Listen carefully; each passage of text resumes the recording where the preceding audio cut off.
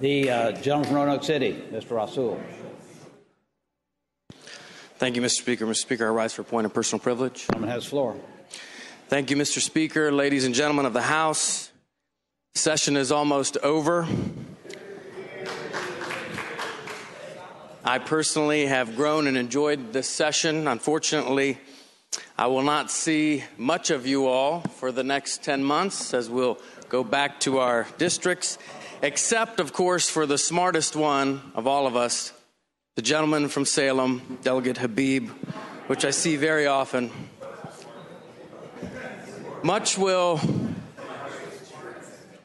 happen over the next 10 months, and we don't know what each day will bring. I feel compelled to comment briefly on some of the struggles that we face. I love my country and my Commonwealth, and I'm thankful for all of the opportunities that the Stars and Stripes have awarded me. I, like each and every one of you, am anxious when things threaten our way of life. My inspiration is very simple. I've got 3 rugrats at home. I love going back and spending every minute that I can with them. One of the worst feelings I've ever had is when my first child was in the hospital ill, and there was nothing that I could do to help her. That was a helpless feeling. And to think of my children in the future and their well-being threatened makes me think about what the future holds. Mr. Speaker, ladies and gentlemen, I'm not alone in my worries.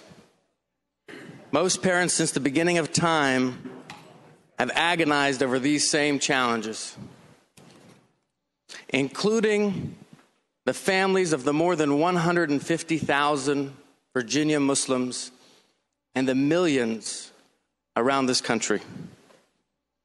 We often hear a comment, why aren't Muslims condemning these acts of violence? What our body calls this perversion of Islam. Why aren't Muslims talking about how this is wrong?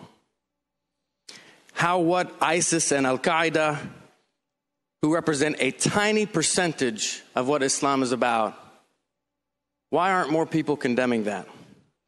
Mr. Speaker, ladies and gentlemen of the House, in that condemnation, I want to provide to you several pieces of information. Number one, in an open letter by 150 Islamic scholars from all across the world who are mainstream, in an open letter to al-Baghdadi, the self-proclaimed leader of the Islamic State, there is a 24-page condemnation in detail of the actions of ISIS. In the executive summary, 3 of them that catch my eye is, it is forbidden in Islam to kill the innocent.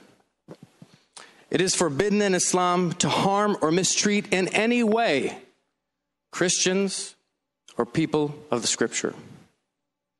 And it is forbidden in Islam to deny women their rights. There was a march on Washington several months ago. Muslims, American Muslims, against ISIS. Thousands of Muslims around this country are rising up as ISIS dares to steal the religion of 20% of the world's population and use it for their own political purposes. In addition to that, millennial Muslims, young Muslims, and others from around the Commonwealth and from around this country and from around the globe have joined in a large social media campaign, #NotInMyName. You will not, ISIS and Al-Qaeda, steal our religion from us because you are not acting in our name.